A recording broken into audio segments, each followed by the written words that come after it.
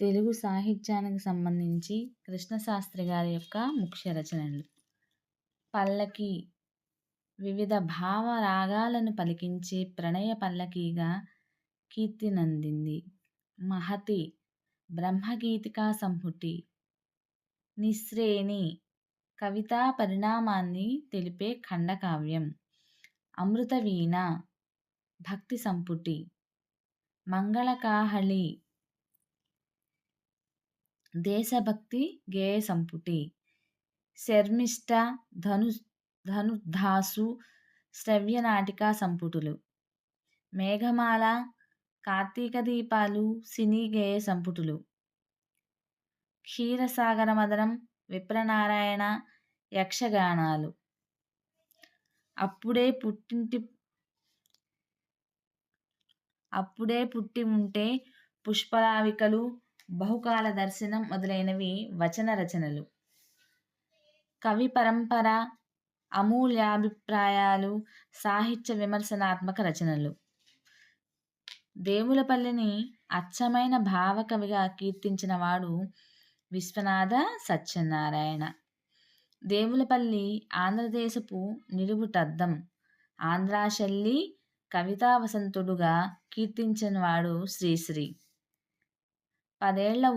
పదేళ్ళు ఊరూరా తిరుగుతూ భావ కవితాలాపన గావిస్తూ భావ కవిత్వాన్ని ఒక ఉద్యమంగా నడిపి భూషణ దూషణ గురైనవాడు కృష్ణశాస్త్రి. మనోజ్ఞ భావుకథాశిల్పిగా యశస్సునొందినవాడు కృష్ణశాస్త్రి. కృష్ణశాస్త్రి కవిత్వాన్ని ఇక్షురసార్ణం అన్నవాడు శ్రీశ్రీ. భావకవులందరికీ నేతగా పరిగణింపదగిన కవి కృష్ణశాస్త్రి. తిమిర లోకాధిపతిగా తనను తాను ప్రకటించుకున్న కవి కృష్ణశాస్త్రి. కృష్ణశాస్త్రి ఒక గాంధర్వ గీతం అన్నవాడు నారాయణ రెడ్డి. కృష్ణశాస్త్రి కవిత్వాన్ని షెల్లీ, కీట్సు కవిత్వంలో పోల్చినవాడు విశ్వనాథ సత్యనారాయణ. కృష్ణశాస్త్రి స్వేచ్ఛాభావానికి తార్కాణమనదగిన గేయము స్వేచ్ఛాగానం. ఊర్వశిని ప్రేమిస్తే లోకంలో ఎవరినీ ప్రేమించకుండా ఉండలేము అన్నవాడు కృష్ణశాస్త్రి. ఇక నాయని సుబ్బారావు గారి గురించి తెలుసుకుందాము. కులపాలిక ప్రణయానికి పరాకాష్ఠగా రచించబడిన నాయని సుబ్బారావు గారి కావ్యాలు సౌభద్రుని ప్రణయము, ఫలశ్రుతిని.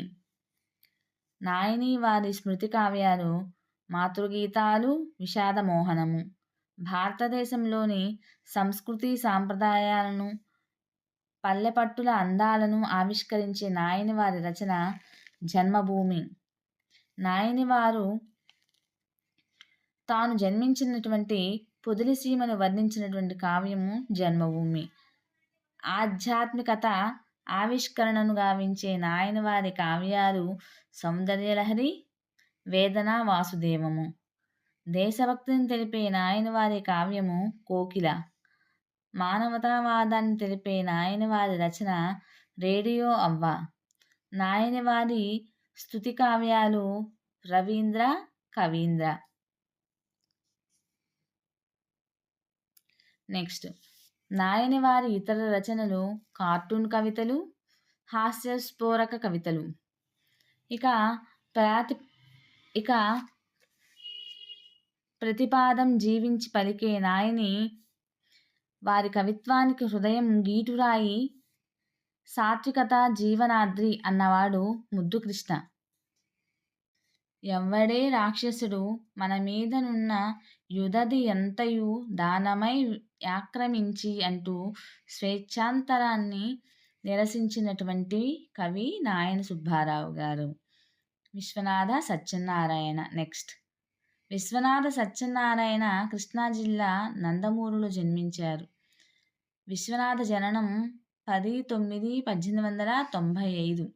విశ్వనాథ బిరుదు కవి సామ్రాట్. విశ్వనాథ వారి రచనలు కిన్నెరసాని పాటలు గేయ ప్రక్రియ, కోకిలమ్మ పెండ్లి గేయకావ్యం, కృష్ణ సంగీతం, పాముపాట, బ్రహ్మగీతం, శృంగార వీధి.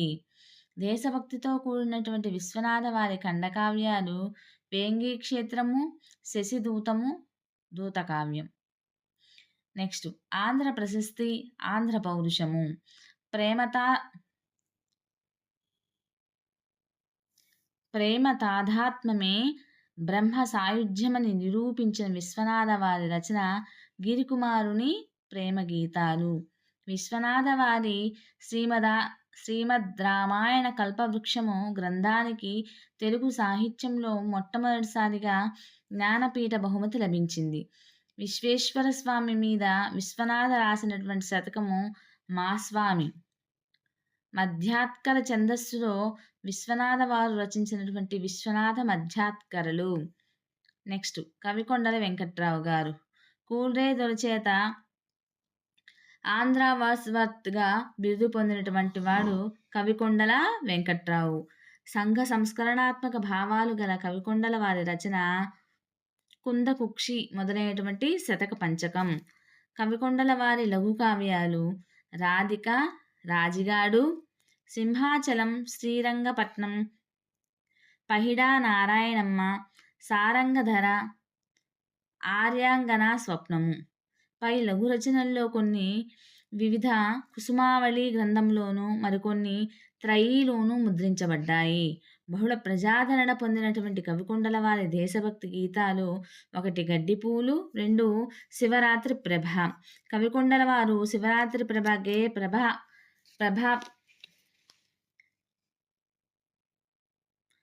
కవికొండల వారి శివరాత్రి ప్రభ గేయ ప్రభావం పడినటువంటి కవి శ్రీశ్రీ. కవికొండల వారి రచనల్లో మంచి శిల్పం దాక్కునుంటుంది, ఇరుక్కొనుంటుంది అన్నవాడు ఆరుద్ర.